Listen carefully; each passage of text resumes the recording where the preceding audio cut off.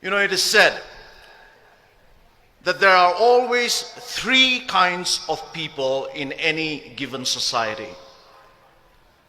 This threefold distinction has been noted and made by notable sociologists and public intellectuals. But this threefold distinction of the three kinds of people, it was first identified and first stated by the supporters and founders of democracy in ancient Greece.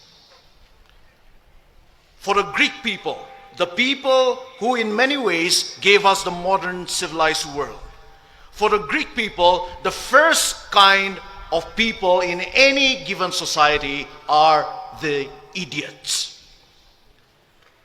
For the Greeks, the idiot is not necessarily someone who is mentally deficient. Rather, for ancient Greek people, the idiot, they said, is someone who is a totally private person, a totally self-centered person, and a totally selfish person. They called him the idiot. The idiot, he is always out for his personal gain and his personal interests. He does not have a public philosophy. He has no knowledge, no skill, no character, and no virtues to be able to live and to be able to contribute in a flourishing society and community. He's all out for his personal pleasures and for his personal treasures. And the Greeks said that the idiot was just an upgraded barbarian.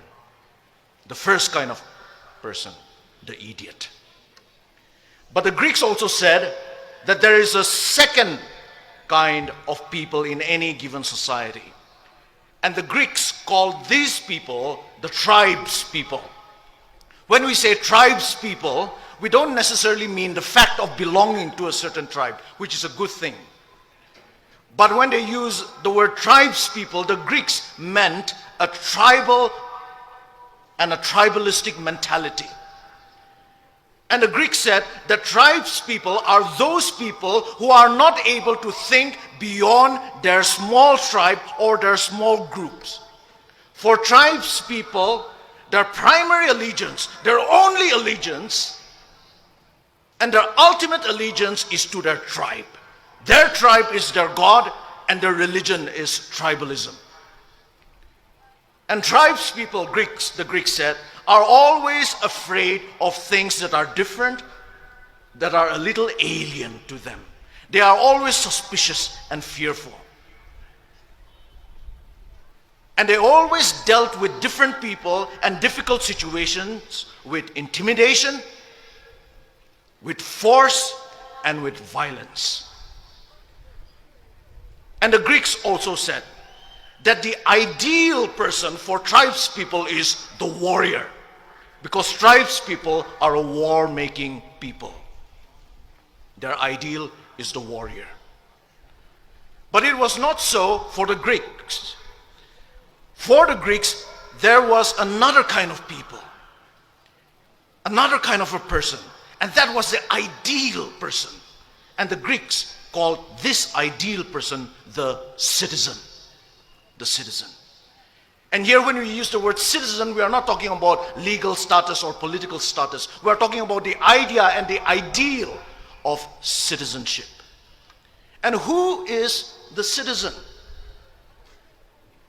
The citizen, according to the Greeks, is someone who has the skills and the knowledge to live a public life, who is able to live a life of civility.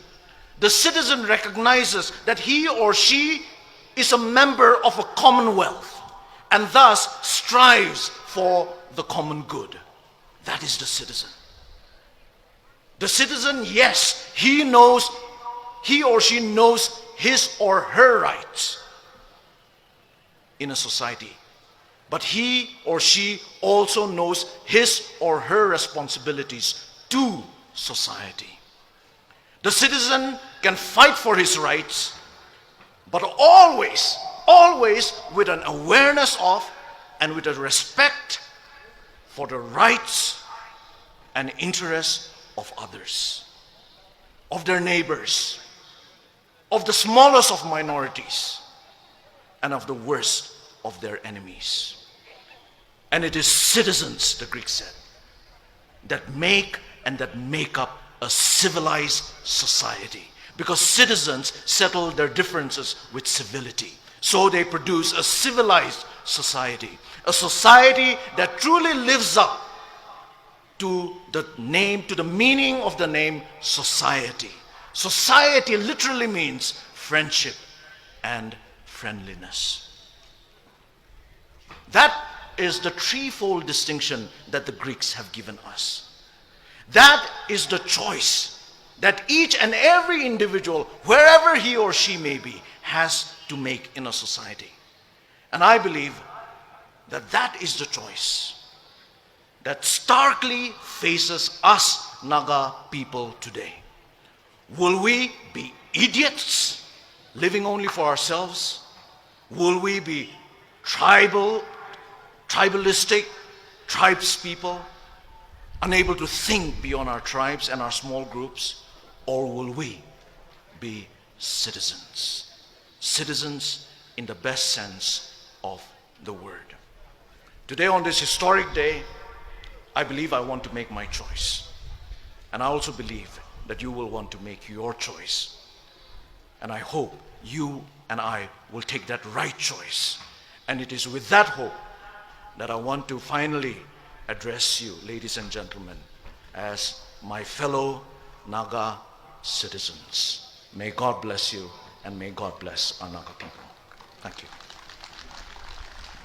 Thank you, Dr. Kevichu, sir.